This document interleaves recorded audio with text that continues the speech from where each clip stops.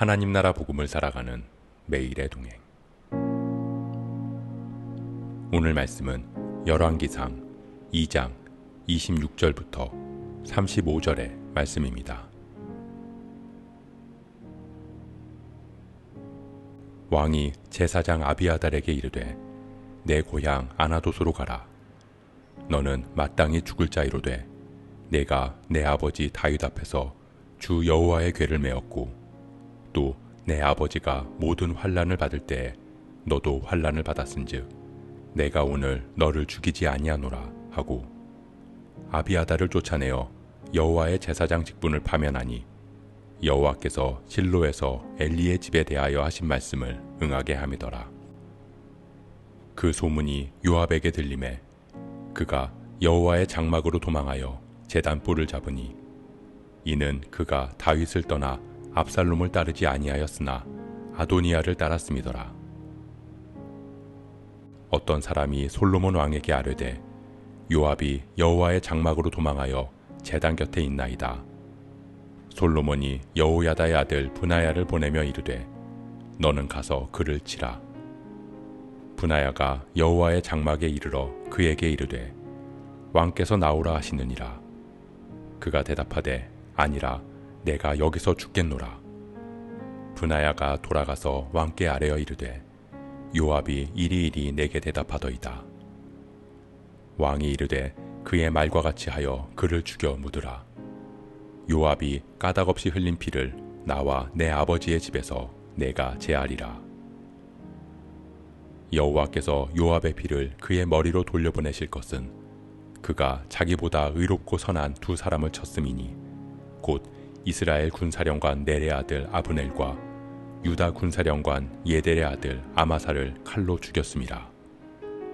이 일을 내 아버지 다윗은 알지 못하셨나니 그들의 피는 영영이 요압의 머리와 그의 자손의 머리로 돌아갈지라도 다윗과 그의 자손과 그의 집과 그의 왕위에는 여호와께로 말미암는 평강이 영원히 있으리라. 여호야다의 아들 브나야가 곧 올라가서 그를 쳐 죽이매 그가 광야에 있는 자기의 집에 매장되니라. 왕이 이에 여호야다의 아들 브나야를 요압을 대신하여 군사령관으로 삼고 또 제사장 사독으로 아비아달을 대신하게 하니라.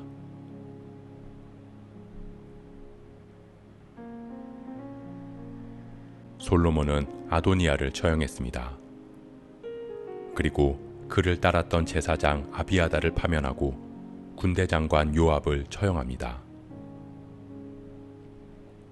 제사장 아비아달은 다윗이 압살롬을 피해 도망할 때 다윗을 위해 예루살렘을 지켰던 사람입니다.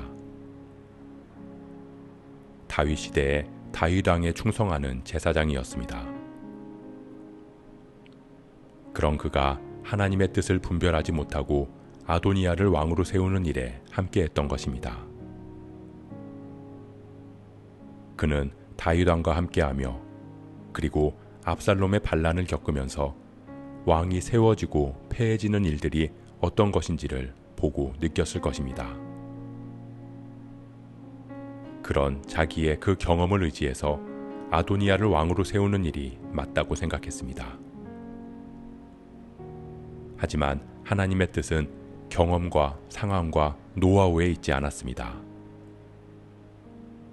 아비아달은 하나님의 뜻을 먼저 물어야 했지만 자신의 경험과 경륜을 의지함으로 잘못된 판단을 하게 된 것입니다. 솔로몬은 그런 아비아달을 파면합니다. 그는 제사장이기에 기름 부음 받은 자를 사람이 죽일 수 없다는 다윗처럼 그를 존중해 주었습니다. 그렇기에 제사장 직분만을 파면하고 집으로 돌려보냈습니다. 아비아달을 파면했다는 소식을 들은 요압은 여호와의 장막으로 도망쳐서 제단뿔을 잡습니다. 제단뿔은 출애굽기에 기록된 것처럼 고의가 아닌 실수로 사람을 죽였을 때 그곳으로 핏이 나면 즉흥적인 심판은 피할 수 있는 곳이었습니다. 요압은 그곳으로 피한 것입니다. 그리고는 내가 여기서 죽겠노라 라고 말합니다. 그것은 제단에서 사람을 죽일 수 없는 것을 알기에 절대 죽지 않겠다. 나를 살려서 돌려보내라 라는 말이었습니다. 하지만 솔로몬은 제단에서 죽겠노라 라는 요압의 말대로 그를 그곳에서 쳐서 죽였습니다. 그는 까닭없이 피를 흘리게 한, 다시 말해서 고의로 사람을 죽였던 자였기 때문입니다. 자신의 욕심과 복수심으로 아브넬과 아마사를 죽였던 그였기에 제단불을 잡았을지라도 죽임을 면할 수 없었습니다.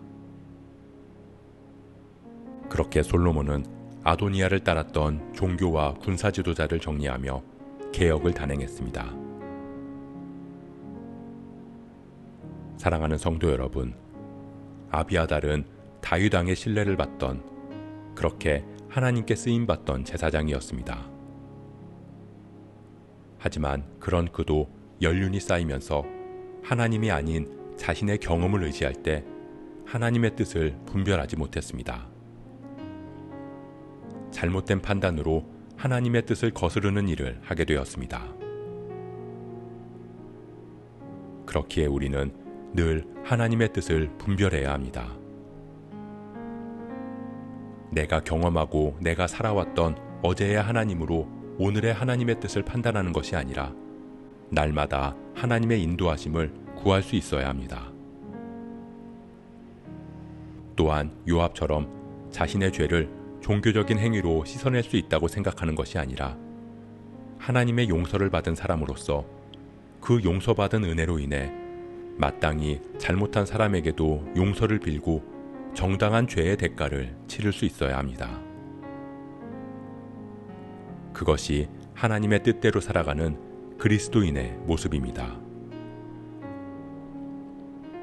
그렇게 하나님 앞에 바로 섬으로 날마다 하나님의 뜻을 구하며 구원받은 그리스도인으로서의 합당한 삶을 살아가는 저와 여러분 되시길 주님의 이름으로 축복합니다.